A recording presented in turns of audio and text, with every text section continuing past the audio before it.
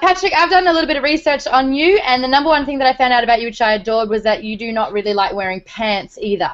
Yeah, that's fair. That's fair. I will cop to that. Fantastic, because I'm not wearing any pants. Good, we can move on. Is it true that your beard... I thought that was a requirement. You said that none of us should be wearing pants. No one should be wearing pants. Yeah. It's a waist up kind of thing. That's right. I'm wearing no pants and Ugg boots. That's a stylish thing. Is it true though, Pat, that your beard has its very own following also? Yeah. People tend to fixate on the beard. It's a little odd to me, you know. It's an impressive beard. I suppose, but you know, I suppose it's impressive in that, you know, it makes an impression, but you know, a beard is not an accomplishment. You know, I don't sit in a room for an hour every day and grow my beard. I mean, you get a beard because you are lazy and you don't do something.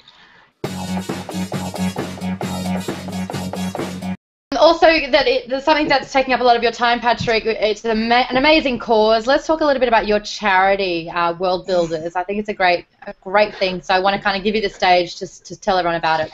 I started a charity called Worldbuilders. At its core, what we really do is we get a bunch of donations from all different pieces of geek community. The biggest one is, like, a lot of books go into a big lottery. We've got like $30,000, $40,000, $50,000, $60,000 worth of books that if you donate to Heifer International, you enter kind of a lottery, and then at the end of it, we give all the books away to people that have donated. There's also some things that we auction off. There's our new website. It's absolutely about sustainability and education and giving people the tools to make their lives better, and nobody does it better than Heifer. They've been doing it for more than 60 years, and it's my favorite charity. So. How did it all begin? Where did it start? How was this idea born with you? I mean, I've read fantasy forever. Some people ask the question, so why do you write fantasy? But honestly, yeah, it's like it never occurred to me to write anything other than fantasy, because that's always what I've read and always what I've loved.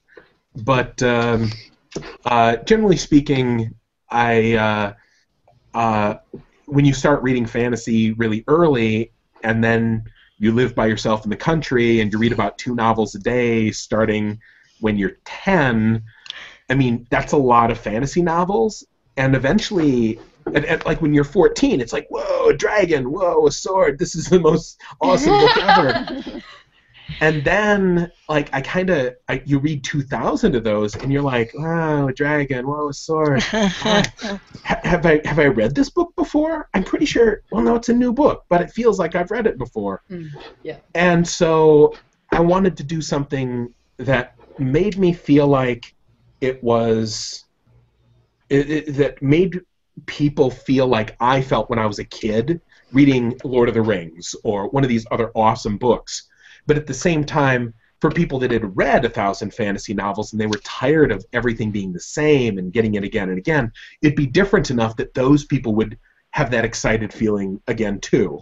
And so that's really where it started, is I wanted to write a different sort of fantasy novel. I've got zero musical influence. I'm a musical idiot. I can sing. You know, I'm a pretty good mimic. But I've got no, yeah, there's some good English for you. I got no, I find that really hard to believe. You write about music like it's a different language that you're fluent in. And like I remember you talking about the intricacies of the notes and the chords and how it spoke to both in a language. And the whole family were musicians, not only singing, but they would pick up the play acts. I immediately associated that to the fact that maybe you were in a band and it didn't work, but you still relished in the musical side of things. Because I'm going to imagine Pat in a band from now on. Right, slapping the bass, slapping the bass. I would. If I got to be in a band, being the bass player would be pretty awesome, you know? Here's the truth. For one, it's like, I'm a liar. Like, and all fiction writers are liars. And, the fact that I can sell a young boy being a musician, even though I'm not myself a musician, isn't that much stranger than, say, me writing from the point of view of, like, a 16-year-old boy.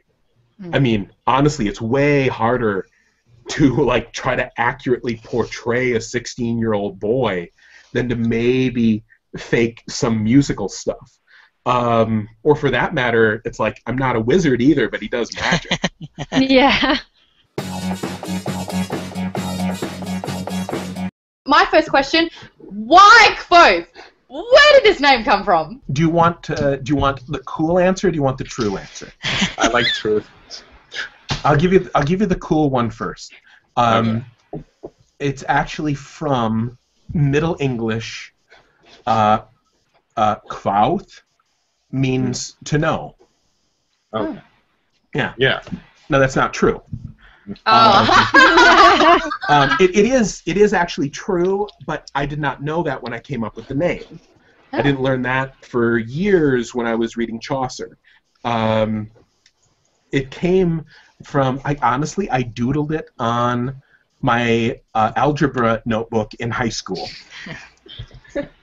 And then I played a D&D character, and that was his name. And then later on, I'm like, I knew the sort of character that I'm like, I want a wizard, I want a magician because they're cool. I want a musician because I haven't seen that done before. I want him to be clever and cunning and arrogant and kind of and tragic. And I want him to be Cyrano de Bergerac and Casanova and everything that's cool. But at the same time, he's not a hero if he's not somehow fundamentally broken. And so I wanted all these things, and I kind of pinned that name on him, and then it was just there. I mean, it was never, ever, I couldn't get it off him. In the same way that, like, honestly, when I started showing people the book after 5-6 years of working on it, they're like, the name Bast really throws me off because that's an Egyptian goddess. It's a female name. And I'm like, I can't name him anything else at this point. The name is just stuck on him. I've got a crush on Bast. Oh, everybody has a crush on Bast. I'm sorry, yeah. And not Dana. just the ladies.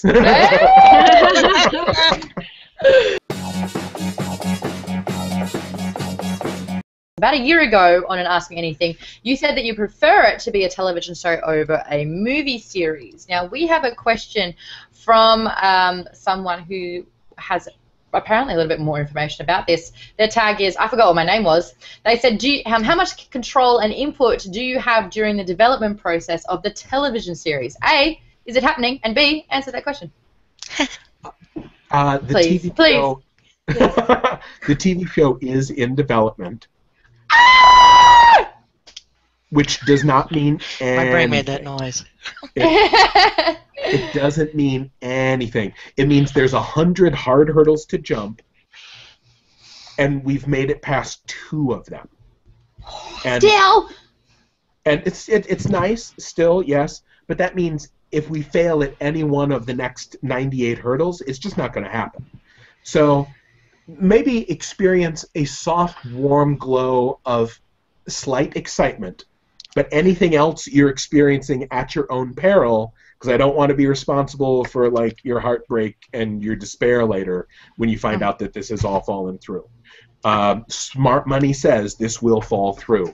That said, I really like the writer that's working on it now. He gets the book. He gives a damn. He's a solid fucking writer. He's really good at what he does. How much input do I have? Right now, a lot. Because it's me and the writer and the producer and the guy that bought it at New Regency. And so I talk to them, and I'm like, and they're like, we're thinking of this. And I'm like, I tried that 8 years ago, and it sucked in one of the many versions of the book. I go, people don't empathize with it, and it screws up this part of the story later on. And they go, oh, good. I guess we don't have to do that draft. They listen to me a lot, or at least they do like an amazingly convincing job of pretending to listen to me. It's like, it's going to take me a long time to get book 3 perfect, because there's so much going on. I've got to make it fit with the first 2 books. I've got to make sure that it's going to be okay for the stories that are following afterwards. There's so much that I have to get right, and it's a beast. It's like, it's going to be like 300,000+ words. It's like longer than the entire Hunger Games trilogy double. But anyway, since I do wish I had book 3 ready for you, but I'm like, you know, I could take a couple of months, finish this really fun, kind of interesting, exciting 100,000-word novel that stands alone, and then I can put that into the publishing pipeline, and you'll get that much sooner. And I've talked to my publisher, and so, like, we're going to do that. And the reason I think of that as my I'm sorry book, it's sort of like, I wish I had book 3 for you, but I don't, and I'm not going to let you have it until it's perfect. I'm sorry. Would you like something else to tide you over? I have this other book. And so that's going to be happening. That's going to be happening. You know, that's not a huge secret, but we haven't made like a press release announcement about it yet.